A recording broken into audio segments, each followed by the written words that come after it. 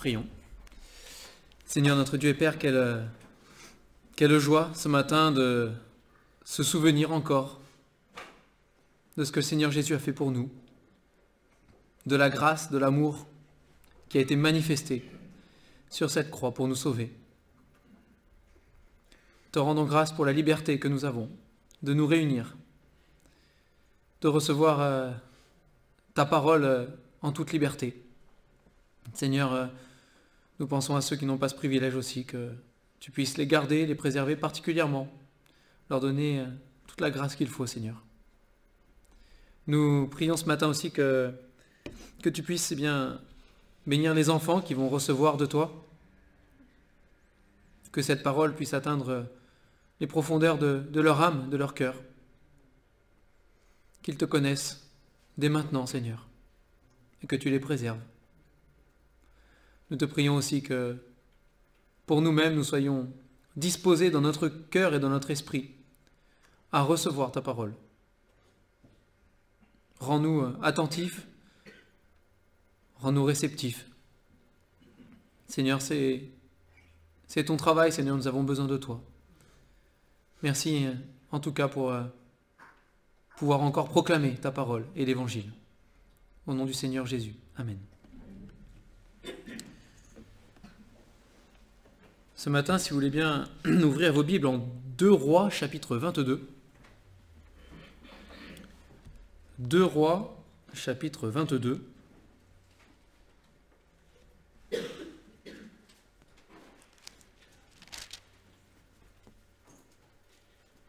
On va lire tout le chapitre 22, puis une petite partie des 3 premiers versets du chapitre 23.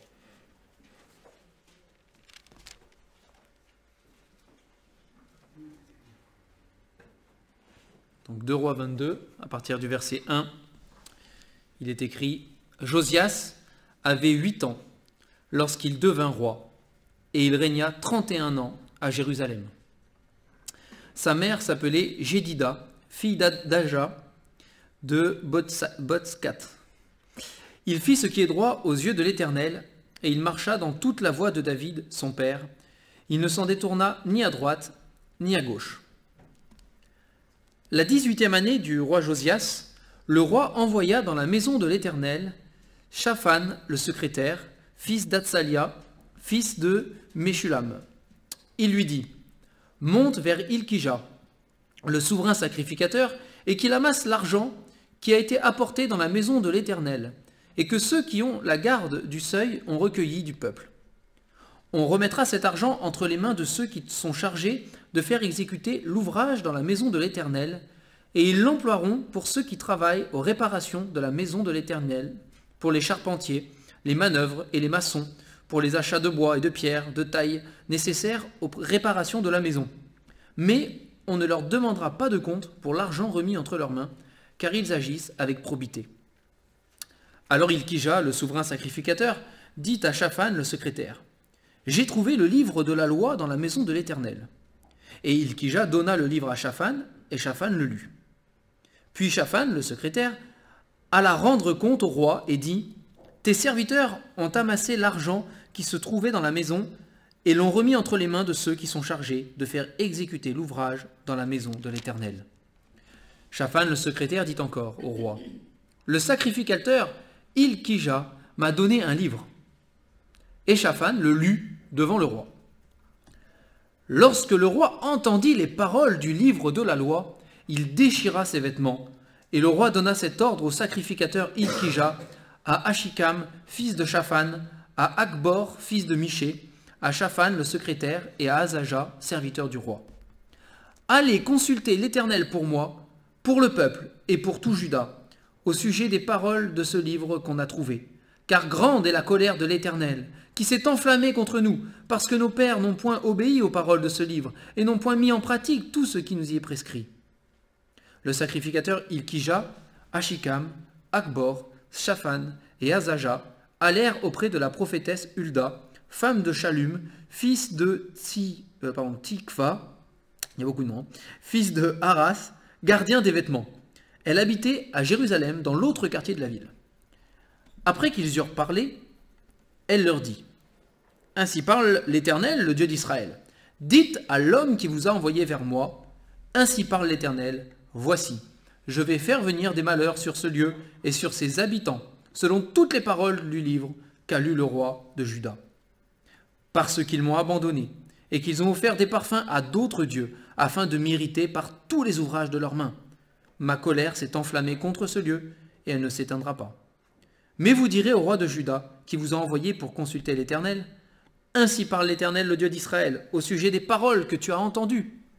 Parce que ton cœur a été touché, parce que tu t'es humilié devant l'Éternel, en entendant ce que j'ai prononcé contre ce lieu et contre ses habitants, qui seront un objet d'épouvante et de malédiction, et parce que tu as déchiré tes vêtements et que tu as pleuré devant moi, moi aussi j'ai entendu, dit l'Éternel. C'est pourquoi, voici, je te recueillerai auprès de tes pères, tu seras recueilli en paix dans ton sépulcre, et tes yeux ne verront pas tous les malheurs que je ferai venir sur ce lieu. Ils rapportèrent au roi cette réponse. Chapitre 23. Le roi Josias fit assembler auprès de lui tous les anciens de Juda et de Jérusalem. Puis il monta à la maison de l'Éternel avec tous les habitants, avec tous les hommes de Juda et tous les habitants de Jérusalem, les sacrificateurs, les prophètes et tout le peuple, depuis le plus petit jusqu'au plus grand. Il lut devant eux toutes les paroles du livre de l'Alliance qu'on avait trouvé dans la maison de l'Éternel. Le roi se tenait sur l'estrade et il traita alliance devant l'Éternel, s'engageant à suivre l'Éternel et à observer ses ordonnances, ses préceptes et ses lois, de tout son cœur et de toute son âme, afin de mettre en pratique les paroles de cette alliance écrite dans ce livre. Et tout le peuple entra dans l'alliance. Alors on va s'arrêter là ce matin, même s'il faudrait continuer. Mais par la suite, juste après, que ce soit dans la suite du chapitre 23, que vous lirez chez vous, ou dans le livre des Chroniques, qui est un passage parallèle aussi, on voit quelque chose d'incroyable, c'est que le roi Josias ordonne de faire le ménage dans le temple, et juste après, ils enlèvent du temple tout ce qui servait à adorer d'autres dieux, les Baals, les Astartés, etc. Donc ces choses-là étaient dans le temple. Hein. Et donc ils vont faire le ménage, ils vont enlever toutes ces choses-là, ils vont brûler, ils vont détruire les hauts lieux, ils vont faire le ménage un peu partout en Israël. Hein. Mais ça c'est après, hein, c'est la suite. Et donc ici, au chapitre 22, on a un nouveau roi qui s'appelle Josias, hein, qui monte sur le trône, et qui a 8 ans. C'est un peu jeune hein, pour être roi, n'est-ce pas? Bon, il y avait une régence, hein, sans aucun doute, hein, c'est pas lui qui régnait, qui dirigeait tout à 8 ans. Néanmoins, il monte à 8 ans sur le trône. Au verset 3, il nous est dit la 18e année du roi Josias, donc c'est pas quand il a 18 ans. Quand il est dit la 18e année du roi, ça veut dire que c'est de son règne, n'est-ce pas? Hein, donc c'est 18 plus 8, donc je vous laisse faire le calcul, il avait 26 ans. Voilà, donc il avait 26 ans. Donc pendant 18 ans, alors bon, au début il avait 8 ans, hein, certes, mais il a grandi, quoi. Hein, après il a passé la vingtaine, et puis etc., 25 ans, 26 ans. Pendant toutes ces années-là, il y avait, a priori, puisqu'après ils font le ménage, hein, il y avait des idoles, des choses qui servaient à adorer les idoles, qui étaient dans le temple de l'Éternel. Il ne semble pas, en tout cas, il n'y a rien qui soit mentionné ici, même dans le livre des Chroniques, hein, il ne semble pas que ça gênait qui que ce soit. Hein, il ne semble pas que les sacrificateurs ou le souverain sacrificateur soient dérangés par la chose. Il ne semble pas. Hein. Il ne semble pas que Josias lui-même, même si on a le premier verset qu'on a lu, hein, montre que c'est un roi selon le cœur de Dieu. Il aimait l'Éternel, hein, vraiment. Il avait à cœur les choses de Dieu, vraiment. Néanmoins, il ne semble pas que, jusqu'à ce qu'il découvre le livre de la loi, on va y revenir après, hein, mais il ne semble pas que jusqu'à ce moment-là, personne n'ait prêté plus attention que ça à ces choses-là. Et c'est pour nous un enseignement, une exhortation, si vous voulez, à faire très attention, à être très vigilant, parce que on s'habitue au péché. C'est la vérité. On s'y habitue très facilement. Quand le péché est toléré, hein, d'une certaine manière, dans nos vies, dans certains domaines de nos vies, quand le péché est toléré, au début peut-être, on n'a pas tout de suite la conscience tranquille. Hein. J'imagine que la première fois dans l'histoire du peuple d'Israël, hein, la première fois qu'il y a eu une idole dans le temple, ou des choses qui servaient aux idoles dans le temple, je pense que certains n'avaient pas la conscience tranquille. quand même, la première fois, ça a dû titiller. Hein. Mais bon, c'est passé d'une génération à une autre, c'est ce qu'on voit hein, dans le livre des rois notamment, hein, et des chroniques, mais c'est passé d'une génération à une autre, on s'y est habitué, à une autre, à une autre, à une autre, hein, et plusieurs générations après, plus personne s'étonne, plus personne n'est choqué, que finalement il y ait du péché qui soit toléré, comme ça, ouvertement même, hein, devant tout le monde. Donc, faisons attention parce que on est les mêmes qu'à l'époque, hein, on est les mêmes que ces gens-là. C'est pas pour leur jeter la pierre, nous sommes les mêmes. On s'habille certes différemment, mais c'est pareil. Hein, à l'intérieur, nous sommes les mêmes. Et c'est facile pour nous aussi de s'habituer à des péchés. Soit des péchés qu'on tolère dans notre propre vie parce qu'on les a inclus, parce qu'on avait envie, tout simplement, on va pas se mentir, hein, on avait envie de les avoir, donc on les a tolérés dans nos vies, soit des péchés qu'on a hérités de ceux qui étaient avant nous, de la génération d'avant, de leur manière de faire, de leur manière de vivre, où c'est pas tout à fait conforme à ce que Dieu veut, mais parce qu'on a toujours été habitué, parce que ça fait partie de notre éducation, hein, de notre vie. On revient à ce qu'on avait vu en étude biblique il n'y a pas longtemps avec Romains 12, hein, ne vous conformez pas au siècle présent, mais soyez transformés par le renouvellement de l'intelligence.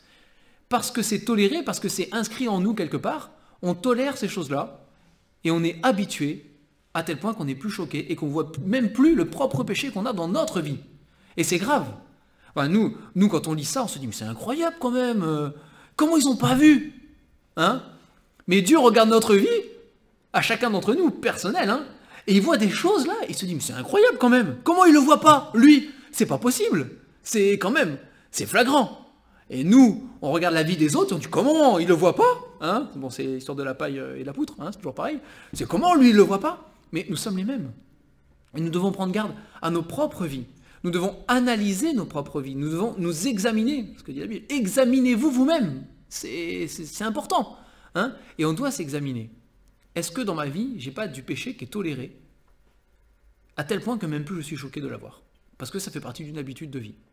Je l'ai inscrit dans ma vie, dans mon planning de semaine, etc. C'est ma manière de vivre, dans ma manière de penser, hein, parce que c'est pas simplement dans des choses matérielles et dans des choix, c'est même parfois dans des manières de penser hein, qui m'ont été inculquées ou que j'ai moi-même choisi de suivre parce que ça me satisfaisait plus que ce que disait Dieu à côté.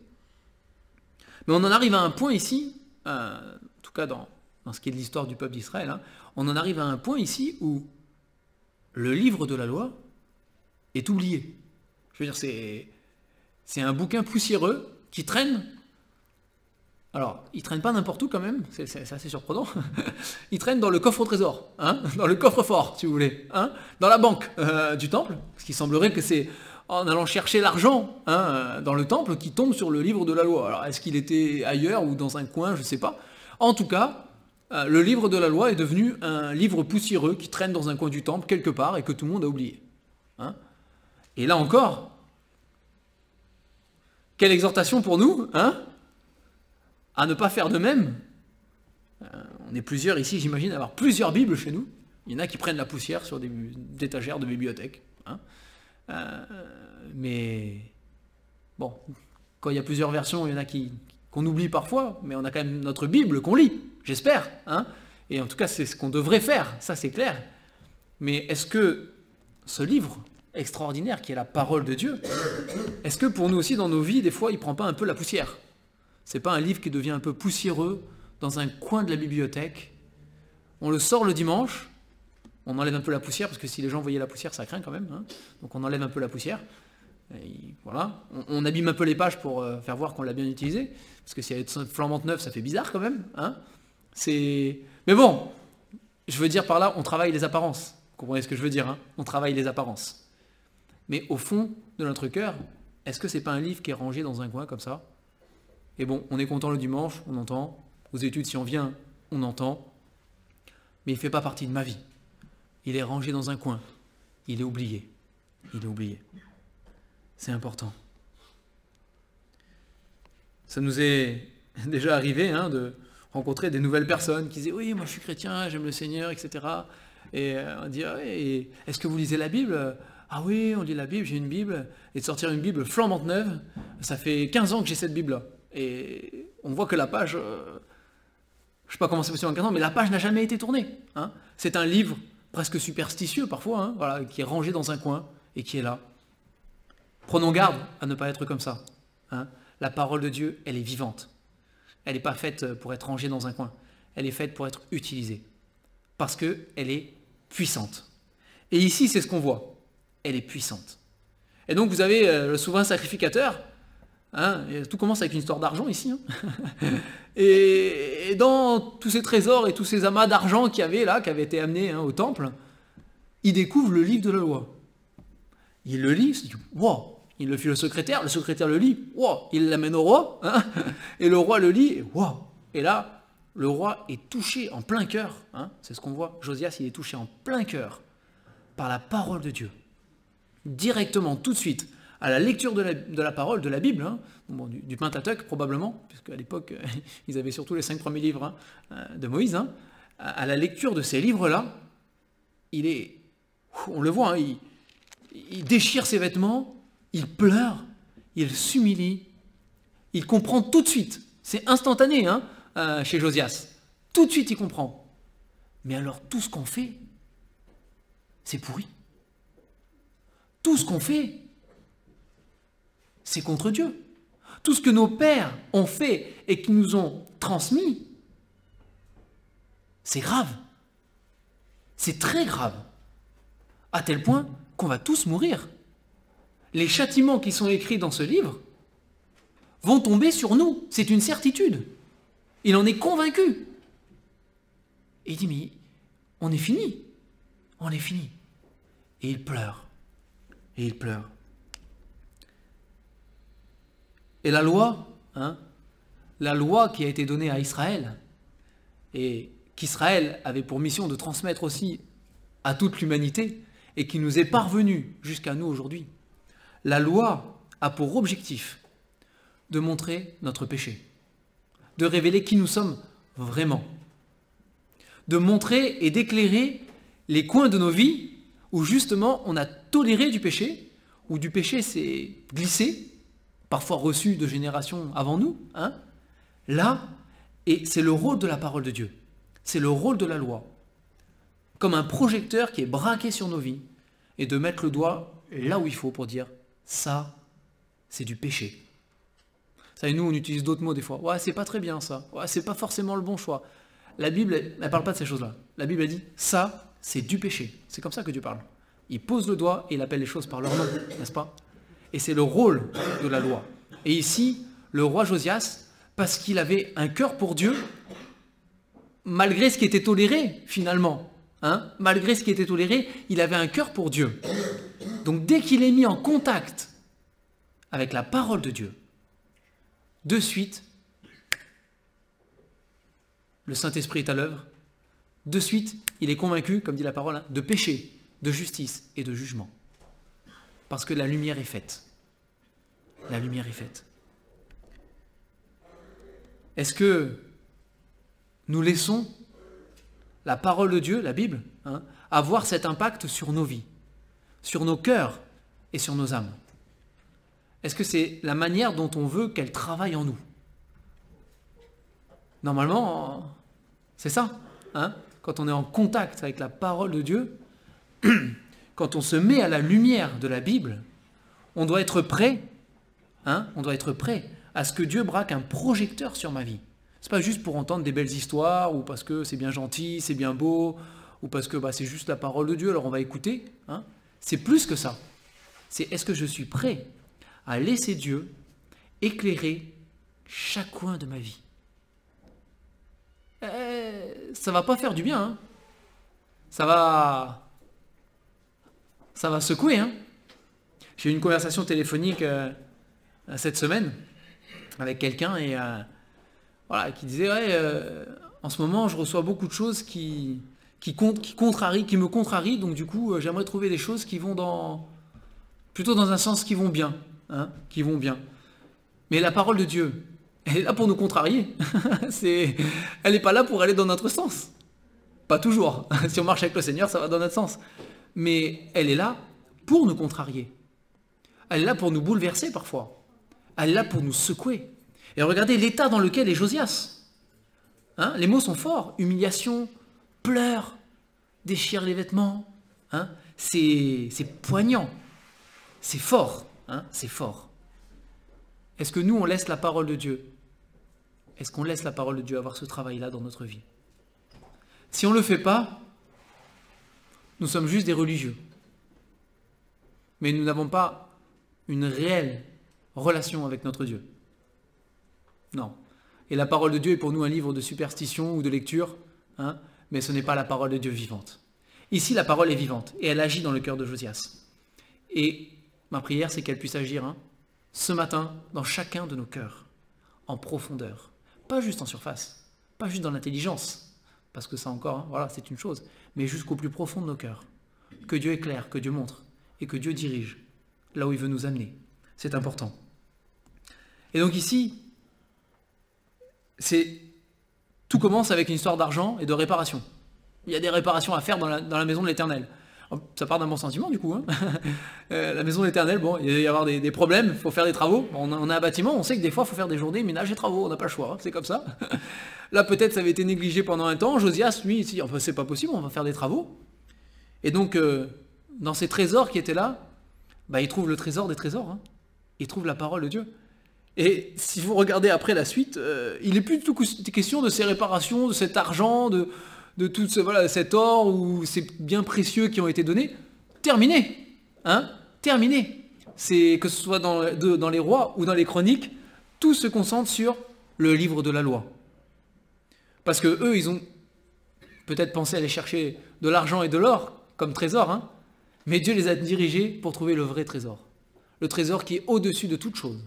Le trésor qui éclipse tout le reste. Et tout le matériel qui est à côté, c'est ridicule. Hein, ridicule. Le vrai trésor que nous possédons, c'est la parole de Dieu. Et ils en ont pris conscience là. Hein, le vrai trésor qu'ils possédaient. Et même au-delà du temple, qui était beau, hein, qui était magnifique, au-delà des réparations qu'il fallait faire, le vrai trésor qu'ils avaient, c'était la parole de Dieu. Ils auraient pu retaper le temple, hein, même l'embellir s'il fallait.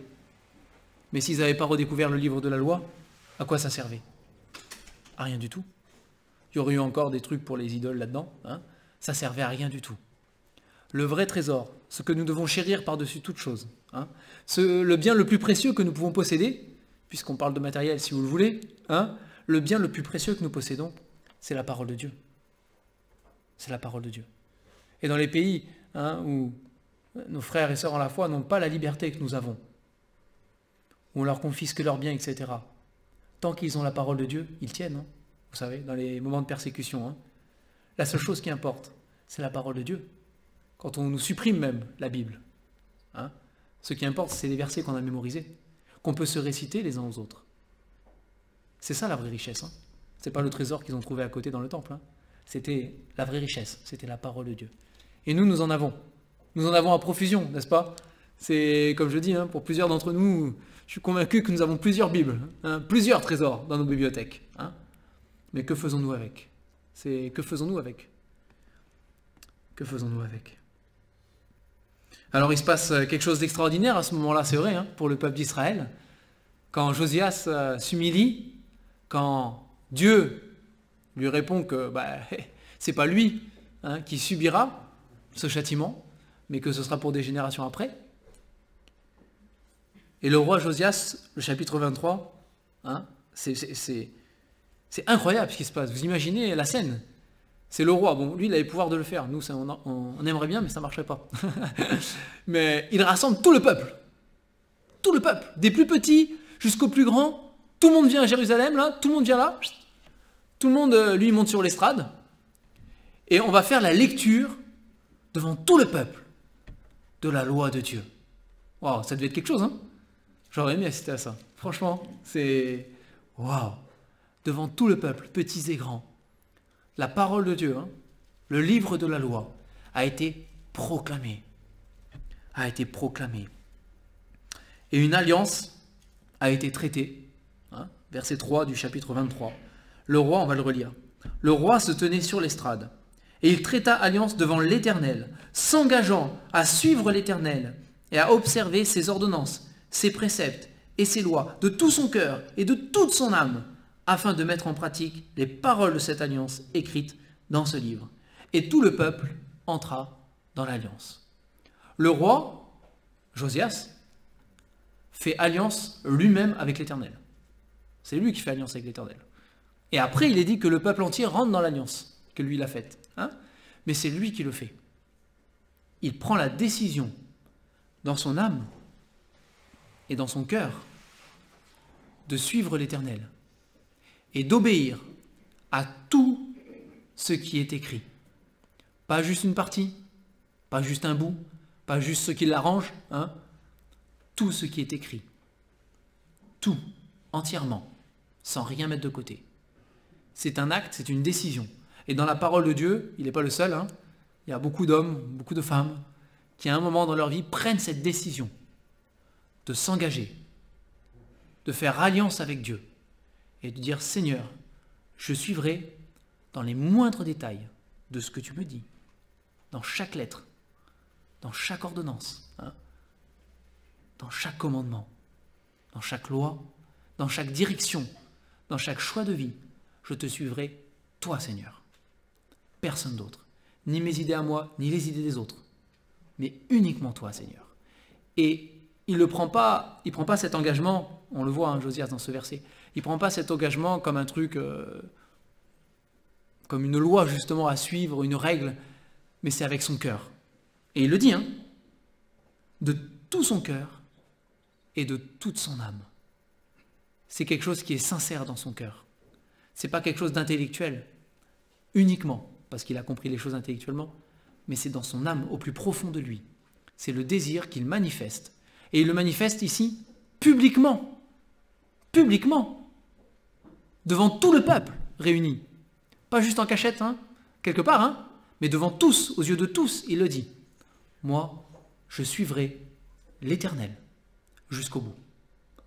Et nous avons ce témoignage au premier verset du chapitre 22. Deuxième verset, pardon. Excusez-moi. Au deuxième verset du chapitre 22, on a ce témoignage qui est rendu à Josias. Il fit ce qui est droit aux yeux de l'Éternel, et il marcha dans toute la voie de David, son père.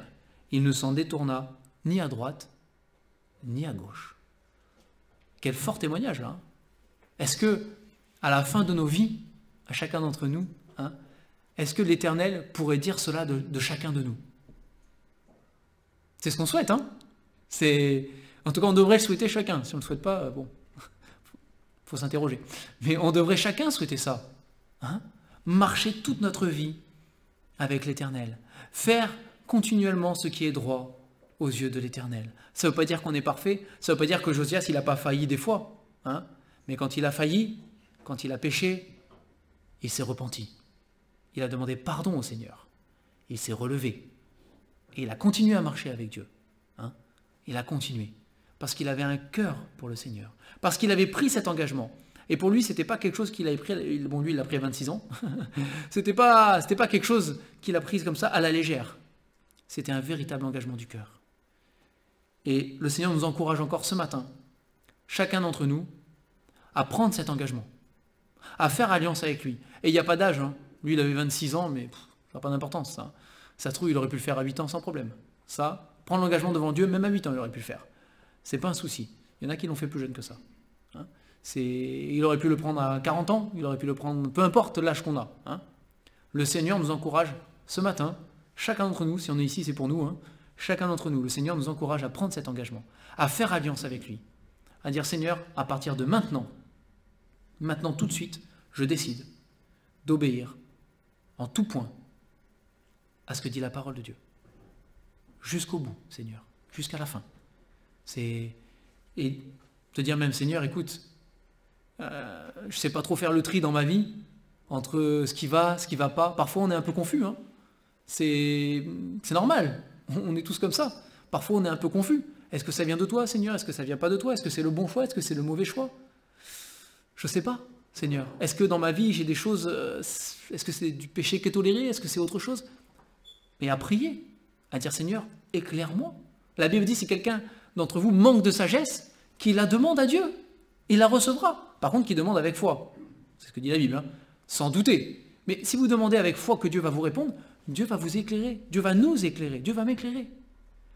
Mais c'est le moment aujourd'hui encore de dire Seigneur, oui, aujourd'hui, le 1er mai, c'est le jour Seigneur où je m'engage à te suivre jusqu'au bout de tout mon cœur, pour toute ma vie, dans toutes les décisions, dans tous les choix, dans tous les commandements, en toutes choses Seigneur, en toutes choses. On va prier pour terminer. Seigneur notre Dieu, je veux te dire merci. Merci pour Jésus-Christ et merci pour la Bible, Seigneur. Sans elle, nous serions perdus. Sans elle, nous ne saurions pas, Seigneur, ce qu'il convient de demander, ce qu'il convient de faire. Nous serions perdus dans nos péchés.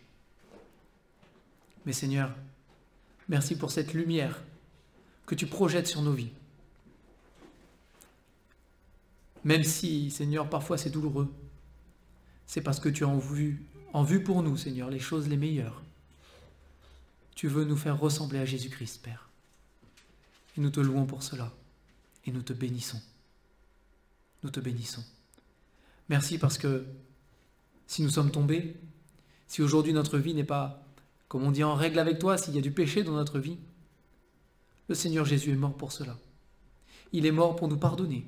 Il est mort pour nous racheter. Il est mort pour effacer et pour nous donner une nouvelle vie.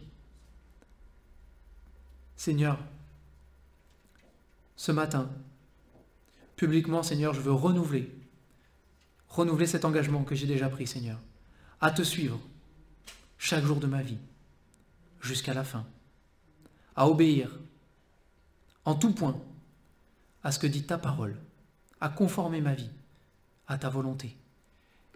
Et ma prière ce matin, Seigneur, c'est que chacun d'entre nous puissions prendre cet engagement pour lui-même.